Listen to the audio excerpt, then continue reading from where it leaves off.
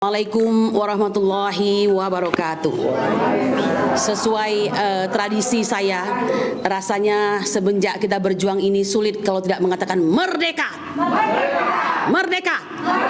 Tetap merdeka. Ibu-ibu, emak-emak yang saya cintai ya, bapak-bapak sekalian, dan tentu saja kawan-kawan para advokat dan juga ada prinsipal kami di sini.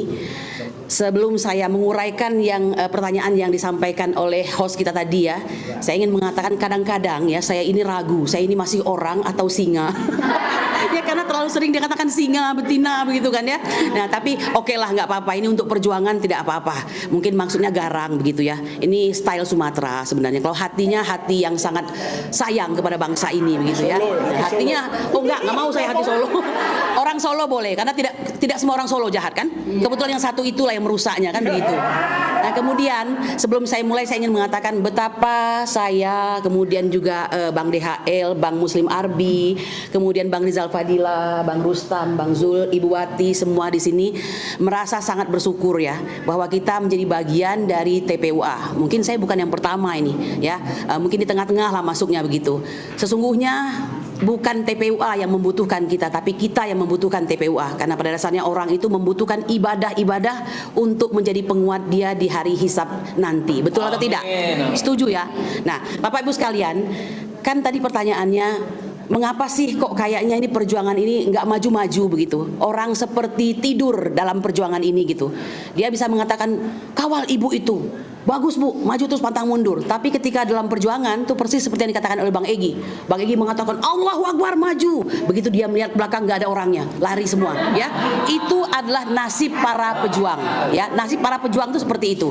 Nah, kami ingin mengatakan bahwa saya sangat percaya bahwa setiap masa itu harus ada orang yang menampakkan kebenaran. Ya, apalagi di tengah kekacauan di akhir zaman ini, Indonesia itu menjadi contoh paling aktual tentang zaman yang dimaksud dengan akhir zaman itu. Nah, jadi saya bergabung itu bukan tanpa sebab ya. Saya kalau mau istilah kata tuh berjibaku di dalam dunia hukum ini sudah bosan karena sudah melihat banyak kemunafikan. Tapi begitu ada Bang DHL, ada Bang Egy dan semuanya itu timbul semangat kembali untuk bergerak menegakkan kebenaran dan keadilan. Amin. Ya.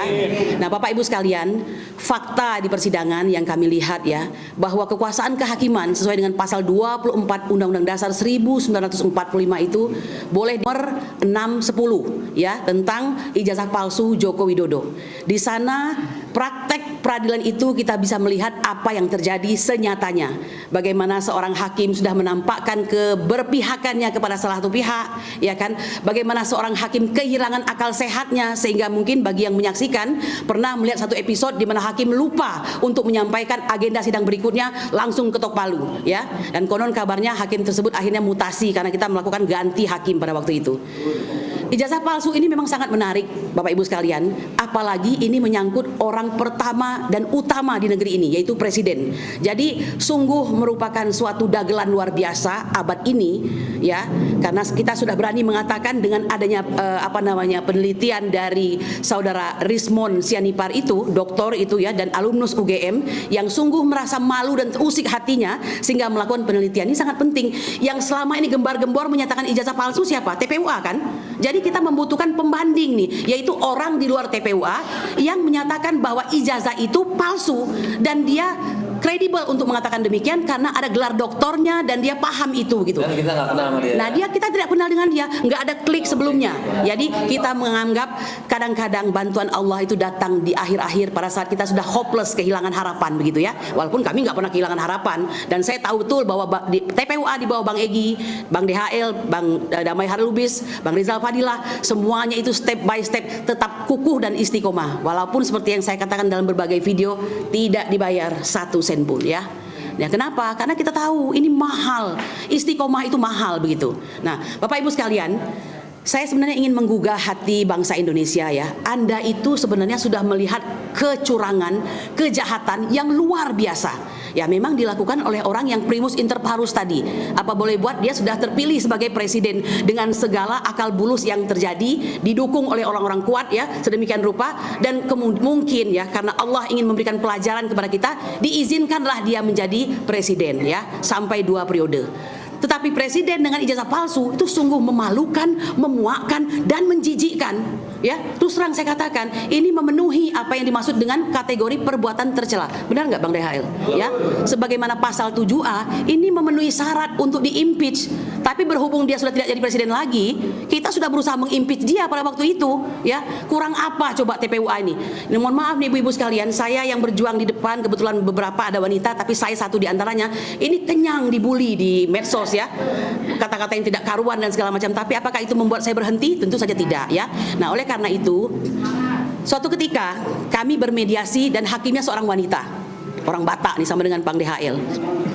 Sungguh luar biasa, dia mengatakan apa di akhir persidangan? Kalau ingin membuka ini nanti setelah si Joko Widodo ini tidak lagi memerintah. Berarti ada suatu kesadaran di masyarakat selama beliau memimpin akan sulit untuk diungkap ya. Kenapa? Karena linknya tadi sudah saling berjibaku satu dengan lainnya ya. Seperti kata Hakim MK itu Bapak Arif Hidayat ya, dia mengakui itu, dia mengatakan bahwa sudah terjadi konspirasi antara eksekutif, yudikatif, dan legislatif, dan buruknya lagi ditambah dengan pers. Makanya jangan heran kalau TPUA dalam perjuangannya itu, waalaikumsalam warahmatullahi wabarakatuh, ini dia ya Ketua TPUA kita. Kita doakan panjang umur nih Bang Egi, panjang umur, sehat ya. Insya Allah tetap panjangan umur beliau dalam keberkahan dan kemuliaan. Pendek umur, berarti kita masih ada bagian tugas, jadi kita diberikan panjang umur Insya Allah ya. Nah, kalau perlu nanti menambah wacana untuk memperbanyak calon-calon presiden di masa-masa depan ya, supaya jangan hanya itu doang orangnya begitu. Jadi kembali saya katakan tadi, jadi orang ini memang sudah sangat patut untuk dihukum sebenarnya ya. Tapi karena kondisi dia sangat berkuasa, maka itu menjadi tidak mungkin. Nah, saya ingin mengatakan apa yang bisa dilakukan? Ya tidak ada, berjuang saja terus, keep moving ya, tetap keep fighting, tetap berjuang. Mau apa lagi? Ya kan, walaupun kondisi pada hari ini sudah berubah ya, kita tidak usah terlalu dibuai lah ya. Kita tidak bisa berharap kepada manusia, tetap berjuang. Sepanjang itu belum nampak tanda-tanda itu, apalagi kalau sudah mendengarkan kata hidup Jokowi, tentu kita kecewa, bukan? Kita katakan adili Jokowi, dia katakan hidup Jokowi ya. Nah, tapi dari ustadz yang lainnya mengatakan beliau mungkin ya mencari jalan aman untuk mengcover segala sisi. Ya terserahlah apapun itu, tapi TPUA tetap pada komitmennya untuk memperjuangkan kebenaran dan keadilan. Sebelum saya akhiri, saya ingin mengatakan banyak upaya ya yang kami lakukan TPUA. Ini contohnya ini, mungkin persidangan yang paling brutal itu dilakukan oleh TPUA. Bukan brutal dalam arti kata kita bagaimana ya. Ini benar-benar apapun dilakukan ya untuk sepanjang itu benar begitu ya. Ngotot gitu maksudnya di hadapan hakim. Salah satu contohnya nih, Bang Egi pada waktu itu saya teringat sekali, dia sampai memberikan ayat-ayat di hadapan hakim. Ini sebenarnya lucu ya. Hakim itu diperingatkan padahal dia wakil Tuhan di muka bumi. Harusnya dia yang memberikan peringatan kepada kita begitu ya. Nah, bahkan kami karena tahu bahwa kami akan dikalahkan, Bang Egi terlebih dahulu mengatakan kami ini bakal dimenangkan atau dikalahkan. Sebenarnya ini kadang-kadang ini pola-pola yang tidak biasa, tapi apa boleh buat, pola-pola tidak biasa itu terjadi di kondisi yang negeri ini memang tidak biasa ya. Ya kita menyebutnya sebagai miscarriage of justice. Jadi persidangan yang sesat. Mengapa persidangan sesat? Karena hakimnya sesat. Jadi dia yang sebagai dominus litis itu tidak berperan sebagai rechterlijke dwaling atau kesesatan hakim ya. Nah, Bapak Ibu sekalian, yang lalu ya, mengapa kita menggugat Jokowi itu? Tentu karena carut marut di bidang ekonomi, carut marut di bidang hukum, dan yang terpenting ini kebohongan publik. Produk legislasi yang tidak pro kepada rakyat ya, pasti itu, dan gaduh sepanjang masa dia memerintah. Nah, inilah menyebabkan kita merasa orang ini memang tidak pantas menjadi pemimpin. Saya tanya, ada nggak sehari saja ibu merasa lega untuk menarik napas sepanjang beliau ini menjadi presiden? Tidak ada kan? Tidak ada. Dan TPUA paling sibuk. Mengapa? Karena harus ya menyelamatkan para ulama, para aktivis yang berseberangan dengan pemerintah ya. Nah, disitulah ini benar-benar merupakan pemimpin yang mubazir dan bikin orang repot begitu. Nah, kita berharap pada pemimpinan yang baru ini, meskipun beberapa hal ya kita mungkin ya belum bisa terpuaskan karena memang beliau bukan alat pemuas begitu, kita masih harus terus berharap ya. Seperti yang saya katakan, kita terus percaya bahwa beliau sedang melaksanakan operasi Sandi Yuda ya, merobek dari lambungnya untuk melakukan perbaikan. Seperti yang saya katakan, ada sih perbaikannya, cuma jangan omon-omon saja, harus tuntas begitu kan. Pagar laut selesai tapi ternyata tidak selesai, tidak tuntas ya kan. Lalu si Nusron menghilang, tuntah kemana?